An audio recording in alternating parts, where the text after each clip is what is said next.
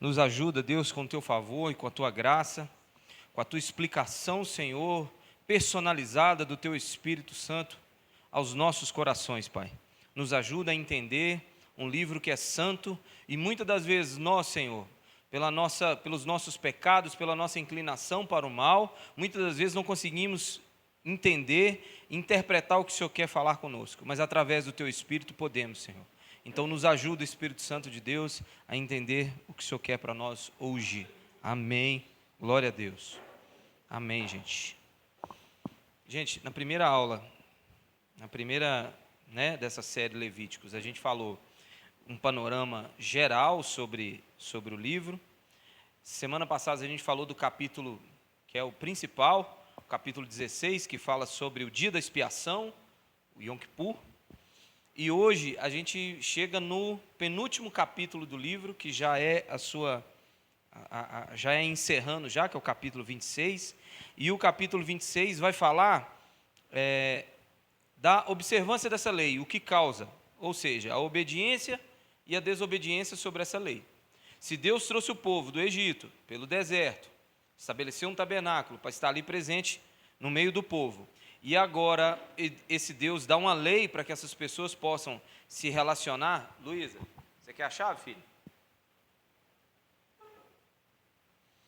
Se Deus agora dá leis agora para que o povo possa se relacionar com esse Deus, e é importante que essa lei é uma forma de graça e de amor da parte de Deus, porque um Deus santo é algo muito importante quando a gente... É uma ótica muito importante para a gente ter quando a gente vai ler o livro de Levítico, porque senão a gente acha que é um Deus legalista, chato, meio fazedor de regra, só porque Ele quer. Não é, é porque Ele é santo, Ele é muito santo, santíssimo, perfeito, e tem um povo do outro lado, pecador, e Deus precisa criar uma ponte entre Ele e esse povo não pode chegar de qualquer jeito a se relacionar com Deus. Então Deus cria essas leis. E durante todo o decorrer do livro, vai falando dessa observância dessa lei. Faça isso, faça aquilo, faça isso, faça aquilo. E no capítulo 26, que a gente vai ler hoje, fala sobre as bênçãos e as maldições, sobre essas leis. E elas também não são assim aleatórias, né? Que parece que Deus fala bem assim, deixa eu ver, a idolatria, eu vou matar, idolatria eu mato. Purificação, você está impuro, será que uma semana? Fica uma semana longe do arraial para mim. Não é assim. Tudo se encaixa na cultura e no imaginário das pessoas na época. Você pode abrir sua Bíblia? Você trouxe Levítico 26. Nós vamos ler o versículo 1. 26, 1. A glória de Deus. Levíticos 26, 1, diz assim: não faça ídolos, nem imagens, nem colunas sagradas para vocês, e não coloquem nenhuma pedra esculpida em sua terra para curvar-se diante dela. Eu sou o Senhor, o seu Deus, o Deus de vocês. Essa ordem de Deus, como já disse, não era aleatória, mas vinha já no imaginário de Israel, uma vez que esse povo tinha saído do Egito, uma terra panteísta, de um povo de muitos deuses. Então, já se era sabido do povo que havia muitos deuses, deuses de vários tipos, com várias promessas. Então, mais do que já fazer parte do imaginário das pessoas, no tempo do Egito, vários deuses, a inclinação do homem também, para o mal, né? A gente sabe que o coração do homem, ele inclina, ele tende, pesa para fazer o errado, sim ou não? Né? Senão nós viveríamos numa situação assim, tentei 1 ano pecar e não consegui, você acredita, pastor? 1 ano, mas não é o contrário, a gente passa a vida lutando para viver em santidade. O pecado é fácil, é só respirar, você já pecou. Então, para você ter ideia, é difícil estabelecer quais eram os deuses do tempo Egito na época dos hebreus, de escravos, porque eu estava lendo hoje de manhã, no Egito eram tantos deuses, tantos deuses que até era regional. Em um lugar específico, eles cultuavam a um deus, lá outros deuses, era muito. Então é difícil determinar. Mas um que é clássico é um casal, Osíris e Íris. Era um dos deuses no tempo do povo hebreu. Mas Deus também sabia que ao chegar na terra prometida, né, que nós estamos falando de um Deus que estabelece o tabernáculo, a presença dele, dá as suas leis e estava indo rumo a Canaã, a terra prometida. E Deus sabia que quando chegasse lá também ia ter povos. Povos estavam lá. Todos sabem que quando chega lá a terra não estava desabitada, mas existia povos lá. A gente lembra do relato de Josué e Calebe, que vai lá os espias, né, para trazer o relatório dessa terra. Tinha os filisteus, os cananeus, amalequitas, edomitas e os moabitas habitavam nessa terra. E era um problema também. Se eles estavam vindo de uma cultura de idolatria, eles estavam indo também de encontro para uma cultura idólatra. Então Deus, quando diz, não faça ídolos, Deus sabia. E quais eram os deuses mais comuns? De vários também, mas a gente vê 4, muito citados na Bíblia. Baal, todo mundo conhece. Baal e eu não sei se esse S aqui é de som de Z, ou é S mesmo, mas ou é Azerá, ou é Aserá. Então, existia Baal e esse outro deus, que eram deuses de fertilidade. Era um Deus que promovia chuva, prosperidade. Então, Baal, que eles iam encontrar esse ídolo lá, quando chegasse a essa terra prometida, é uma das divindades pagãs mais mencionadas da Bíblia.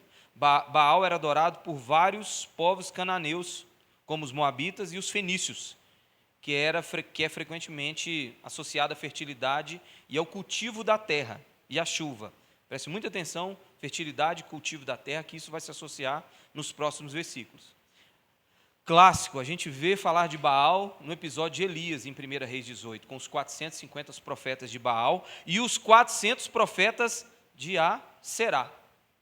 Esses dois deuses, Baal e Aserá, é citado nesse episódio de Elias. Dagon, um deus também que a gente é muito conhecido pela história de Sansão, é um deus também associado à pesca e também à fertilidade.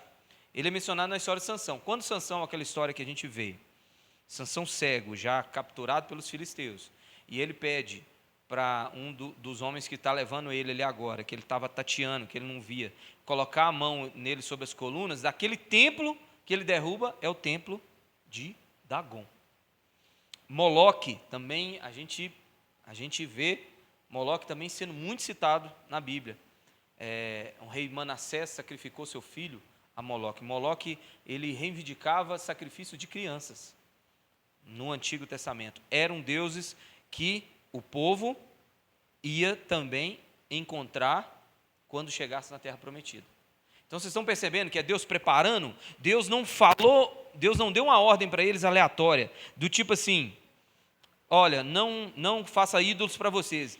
E as pessoas, e o povo hebreu na época, eles não olharam no sentido assim, como idolatria? Gente, não tem nada a ver, a gente nunca fez isso. Não, muito pelo contrário, fazia parte do contexto da época, de onde eles vieram e para onde eles estavam indo. Que parece que Deus fala assim, olha, não sejam idólatras, não façam para vocês ídolos. Aí as pessoas falam assim, gente, não, nada a ver, nós nunca fez isso, nunca existiu isso. Não, eles tinham consciência que tinham outros deuses, e eles eram inclinados a esses outros deuses. O próprio livro de Levíticos fala sobre Moloque. Levítico 18, 21 diz que não entregue seus filhos para serem sacrificados a Moloque.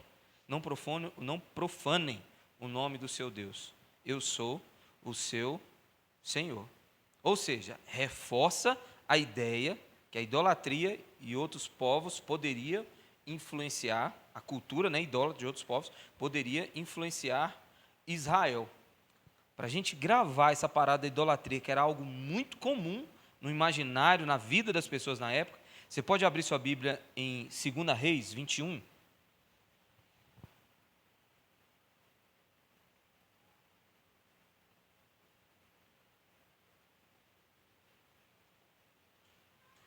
Segunda Reis 21, nós vamos ler do 1 ao 6.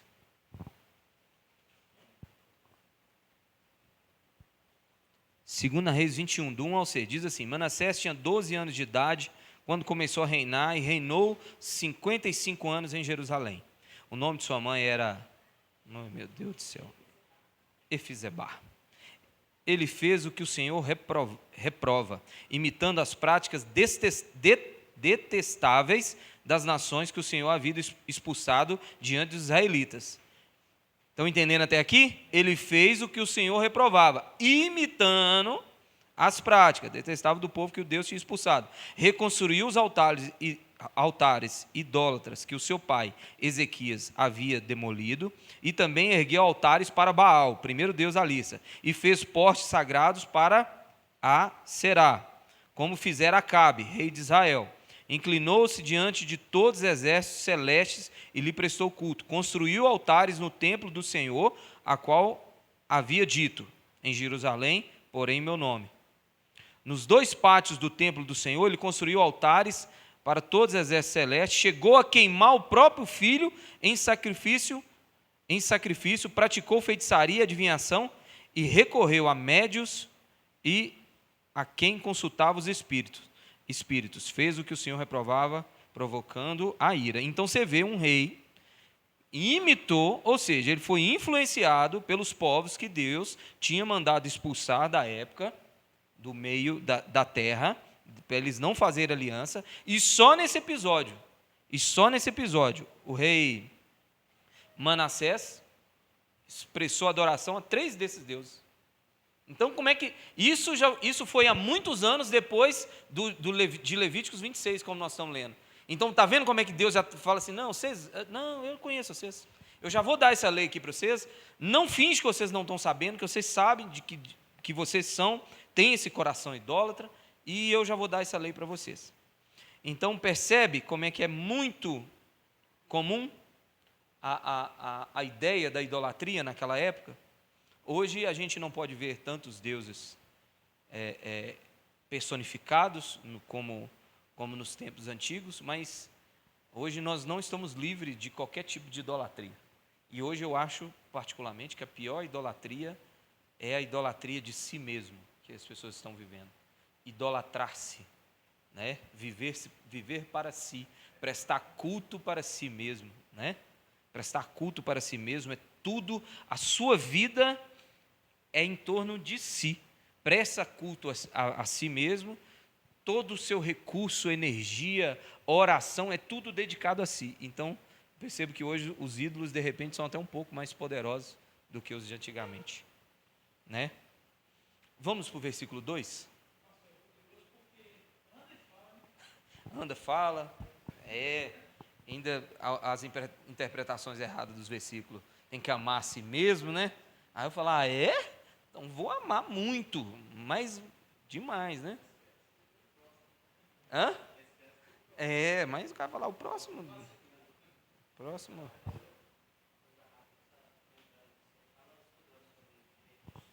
Sim.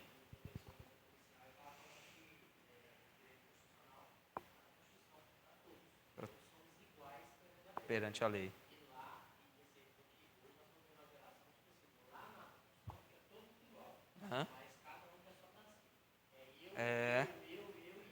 O cara não... Aí não vale. É meu. É meu. As pessoas hoje...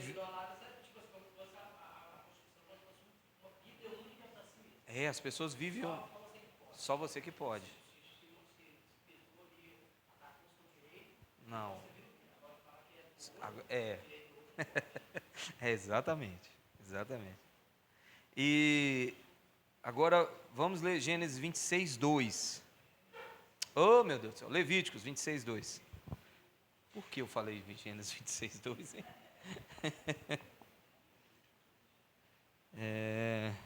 Gênesis 26, 2 fala de obediência. Isaac não indo para o Egito. Levíticos 26, 2, diz assim: guardem os meus sábados e reverenciem o santuário. Eu sou o Senhor. Essa é a segunda ordem de Deus dentro do capítulo 26, que fala sobre os mandamentos, a obediência, a observância dele, causa bênção ou maldição. O que Deus está falando aqui? Se o primeiro versículo está falando sobre idolatria, no segundo Deus está dando o remédio para essa idolatria. Se o primeiro Deus fala assim, olha, não construa, não faça, uma vez lembrando que a cultura sua é idólatra, vocês veem de uma terra idólatra, vão chegar lá, vão encontrar idolatria, vocês é meio avacalhado. Qual é o remédio? Guardem os meus sábados e reverenciem o meu santuário. Ou seja, Deus está falando, sábado era dia de quê? De jejuar. Sábado era dia de quê? Se humilhar. Sábado era dia de quê? De lembrar de todos os feitos de Deus. Sábado era dia de quê? De meditar na lei de Deus. O santuário fazia parte de quê? Parte do entendimento sobre a lei do Senhor, sacrifício ao Senhor, sacrificar para lembrar que o Senhor está condenando o inocente em meu lugar. Deus está provendo o sacrifício em meu lugar. Então, ou seja, Deus está falando assim, se a gente for trazer para o nosso dia de hoje, vai para o culto, vai para a igreja, leia a sua Bíblia, porque lá, só assim, seguindo essa rotina, essa liturgia, vocês vão poder fugir da idolatria, que é muito fácil de pegar vocês. Ou seja, guardem os meus sábados e reverenciem os meus mandamentos. O único jeito do povo de Deus ficar longe de toda essa idolatria era guardando o sábado, prestando culto, ou seja, lembrando das leis, como Deus era bom. Estão entendendo?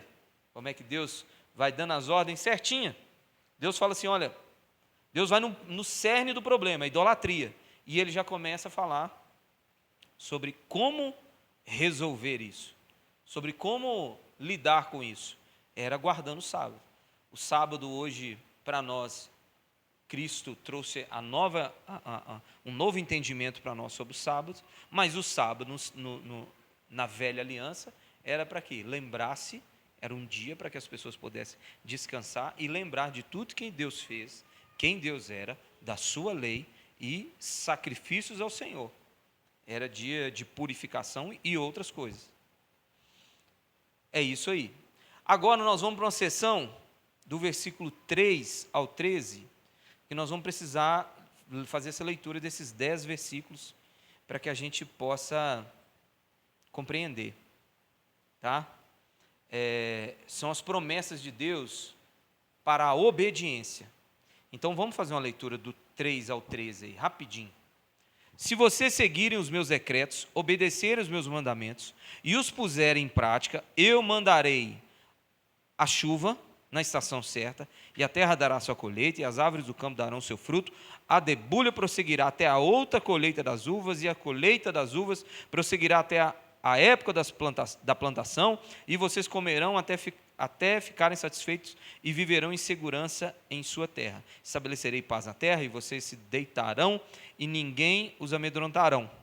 Farei desaparecer da terra os animais selvagens, e a espada não passará pela sua terra. Vocês perseguirão seus inimigos e estes cairão a espada diante de vocês. 5 de vocês perseguirão 100, 100 de vocês perseguirão 10.000, e os seus inimigos cairão a espada diante de vocês. Eu me voltarei para vocês e os farei prolíferos, e os multiplicarei e guardarei a minha aliança com vocês. Vocês ainda estarão comendo da colheita armazenada no ano anterior, quando terão que se livrar dela para dar espaço para a nova colheita. Estabelecerei a minha habitação entre vocês e não os rejeitarei. Andarei entre vocês e serei o seu Deus, e vocês serão meu povo. Eu sou o Senhor, o Deus de vocês, que os tirou da terra do Egito para que não mais fossem escravos deles. Quebrei as trevas do jugo que os prendia e os fiz andar de cabeça erguida. Lindo, né? É muito lindo. A gente vê umas coisas aqui sobrenaturais. É Deus falando que vai emendar um recurso no outro. Ou seja, vocês vão plantar algo. Quando vocês começar a colher daquilo que vocês plantaram, antes de acabar aquilo, já vai vir outra colheita. Vocês vão ter que jogar fora para abrir espaço para o novo. Pensa, que prosperidade é essa? Fala de muita segurança, fala de um exército, fala de poder militar, fala de 100 perseguindo 1000. Mas se você for pegar algumas palavras que a gente leu aqui, desse versículo 3 ao 13, a gente vai fazer correlação com os deuses lá de trás que a gente citou, dos 4, que são Baal, Aserá, Dagon, Moloque. A gente vai ver que Deus está prometendo para esse povo da época as mesmas coisas que o povo, que os ídolos prometiam, que os deuses falsos prometiam. Chuva, colheita, segurança e filho, prolífero, fertilidade. A maioria desses deuses, gente, tinha muita correlação com fertilidade. Lembrando que naquela época, a geração, a família, fazia muita diferença, né?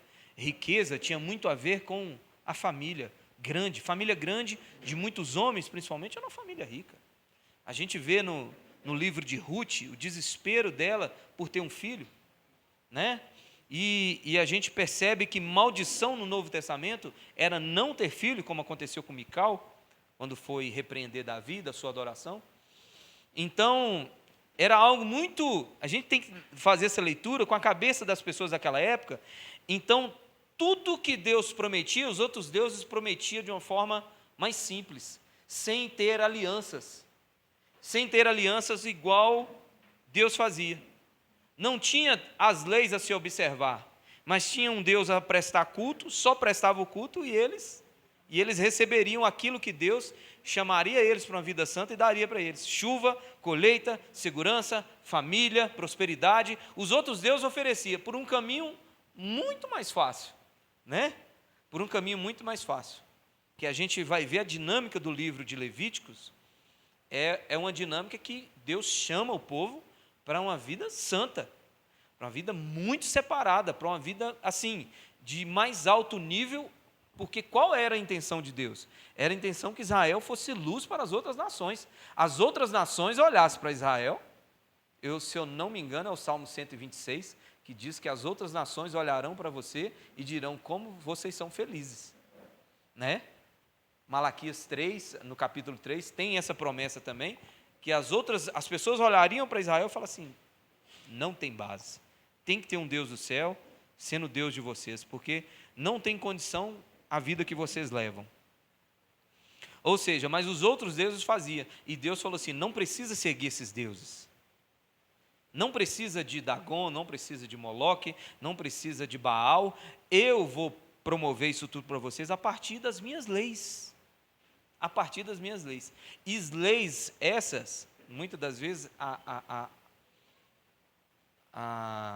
uma interpretação errada, muitas das vezes, nos leva a um caminho que parece que é um Deus que faz tudo por maldade. Mas quando você vai olhar nas leis do Senhor, no Antigo Testamento, essas leis, né, ao decorrer do livro de Levítico, a gente vai perceber que as leis mais protegiam o povo do que era um capricho da parte de Deus. Você pode olhar para o Novo, né, para o Velho Testamento e falar assim: não, é um capricho, para quê? Mas quando você vai entender a intenção por detrás de cada lei, é mais para proteger. O que tem de lei no livro de Levítico, que é um cuidado sanitário da parte de Deus, uma vez na época, né, rede de esgoto, não tinha isso tudo, então era lei, por exemplo, que protegia de doenças. Quando um homem tocasse em uma pessoa com a pele branca, com suspeita de lepra, esse homem tinha que estar diante do sacerdote, e esse sacerdote ia identificar, ia separar essa pessoa. Falar: olha, que crueldade, tadinho do homem, ficou doente, Deus separou. Não, Deus está separando esse homem para que as outras pessoas não possam adoecer. Se um homem fosse curado de lepra, ele teria que, antes de voltar ao convívio social, ele chegar diante do sacerdote, o sacerdote olhar ele e falar assim: está curado, meu filho, pode voltar. Quem lembra quando Jesus cura o leproso? Jesus fala assim: olha, vá ao sacerdote e apresente a sua oferta de cura, né? Então, não era um Deus que fazia por capricho, mas era um Deus que queria proteger o povo. E essa lei, a parte mais incrível da lei é que a lei apontava para uma nova realidade. Tudo que esse povo estava vivendo era sombra de algo que deveria vir ainda. Você pode ler comigo o 14 ao 19? Rapidamente.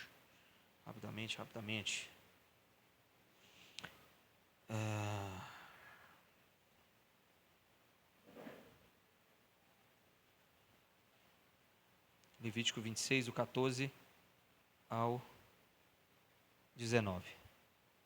Mas se vocês não me ouvirem e não puserem em prática todos esses mandamentos e desprezarem os meus decretos, rejeitarem as minhas ordenanças, deixarem de pôr em prática todos os meus mandamentos e forem fiéis à minha aliança, então assim os tratarei. Eu trarei sobre vocês pavor, repetindo, doenças e febre que tirarão a sua visão e definharão a sua vida. Vocês semearão inutilmente, porque os seus inimigos comerão suas sementes. O meu rosto estará contra vocês e vocês serão derrotados pelos inimigos. Os seus adversários os dominarão e vocês fugirão mesmo quando ninguém os estiver perseguindo. Eu falei até que versículo? Né? Se depois disso tudo vocês não me ouvirem, eu os castigarei 7 vezes mais pelos seus pecados. Eu quebrarei o seu orgulho rebelde e farei que o céu sobre vocês fique como ferro e a terra de vocês fique como bronze. Meu Deus. A força de vocês será gasta em vão, porque a terra não dará a sua colheita, nem as árvores da terra darão o seu fruto. De toda essa maldição que a gente lê sobre a não obediência da lei, o que mais me chama a atenção é o versículo 19, que o céu sobre vocês ficará como ferro e a terra ficará como bronze. A impressão que se dá, se a gente olhar num contexto espiritual, a impressão que dá que diz assim: nada que vocês semearem aqui na terra vai dar, e nem o que vocês semearem no céu vai dar. Nem oração espiritual e nem material. Então, assim, está fechado. Chave, minha filha, vem cá. Então está fechado a portaria de cima e a portaria de baixo. Não é verdade? Então, assim, era muito claro para as pessoas de Israel a desobediência e o não cumprimento dessas leis. Mas até no Antigo Testamento, nesse caso, precisaria de fé, acreditar que tinha um Deus cuidando de todas as coisas. Vamos ler, para a gente poder não atrasar, vamos ler o versículo 40 ao 45, por favor. 40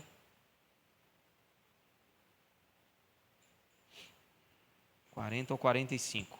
Diz assim: mas se confessarem os seus pecados e os pecados dos seus antepassados, sua infidelidade e oposição a mim, que me levaram a opor-me a eles e a enviá-los para a terra dos seus inimigos, se o seu coração obstinado se humilhar e eles aceitarem o castigo do seu pecado, eu me lembrarei da aliança com Jacó e da minha aliança com Isaque e da minha aliança com Abraão, e também me lembrarei da terra. Porque eles será abandonada e desfrutará os seus sábados, enquanto permanecer desolada. Receberão castigo pelos seus pecados, porque desprezam as minhas ordenanças e rejeitam os meus decretos. Versículo 44. Apesar disso, quando estiverem na terra do inimigo, não os desprezarei, nem o rejeitarei para destruí-lo totalmente, quebrando a minha aliança com eles, pois eu sou o Senhor, o Deus deles, mas por amor deles eu me lembrarei da aliança com seus antepassados que tirei da terra do Egito, à vista das nações, para ser o Deus deles. Eu sou o Senhor. Amém? Graça no Antigo Testamento. Não é verdade? Graça do Antigo Testamento. É um Deus que aceita o arrependimento. É um Deus que, depois de dar aquela lista muito incisivo e contundente de o que aconteceria, muito claro, direto, objetivo, sem rodeio, do que aconteceria caso esse povo não observasse, não obedecesse às leis de Deus, que Deus deu para esse relacionamento com Ele. Deus fala assim, mas se confessar, a gente vai pegando palavras-chave, vai montando aqui, depois de eu ter copiado e colado, aí eu fui lendo e marcando, as frases ficariam assim, confessarem, humilhar, aceitarem, aliança, não os desprezarei, não os rejeitarei, mas por amor deles, para ser o Deus deles. Parece um versículo do Novo Testamento, né? Parece Jesus no Sermão da Montanha. Olha, se confessar os pecados, se arrepender, se humilhar, se aceitarem, porque Deus, nesse texto que a gente leu, Deus diz, olha, não é só confessar, é confessar e se humilhar, mas não é só confessar e se humilhar, é aceitar também o castigo. Lembra de Davi? Quando Davi disse assim, não, pode me castigar, porque eu sei o que eu fiz. E assim foram outras pessoas na história do Velho Testamento. Eles disseram, eu sei o que eu fiz, então eu mereço esse castigo. Então Deus está falando assim, é confessar, se humilhar, não ficar de beicinho com as consequências, não fazer biquinho, não ficar com raivinha de mim, por causa das consequências, porque as consequências vai vir, mas eu vou perdoar. E vou lembrar da aliança que eu fiz com Abraão, Isaque e Jacó, com a aliança de vida. Então Deus vai falar assim, eu não os desprezarei, nem os rejeitarei, mas por amor a eles. É um Deus gracioso, já desde a criação, já desde dos patriarcas e desde a peregrinação do povo pelo deserto. É um Deus de graça, é um Deus que fala assim, não, se voltar atrás para mim está tudo bem. O problema de Deus com o povo hebreu no deserto era a obstinação. Quando Deus faz a primeira ameaça com Moisés e disse assim, olha, eu não vou com vocês, eu vou enviar um anjo, porque esse povo é obstinado. É Deus dizendo assim, não tem nada que faça esse povo voltar atrás. Então, quando volta atrás, Deus fica feliz demais. Por isso que a dinâmica do cristianismo é essa. Ao reconhecer o erro, se arrepender e voltar atrás. Deus fala assim, tudo bem, é o filho voltando. É o filho voltando para casa. É a história do filho pródigo. Então Deus é um Deus de graça já no Antigo Testamento. Para a gente fechar, já está beirando a hora, vamos ler o último versículo, versículo 46.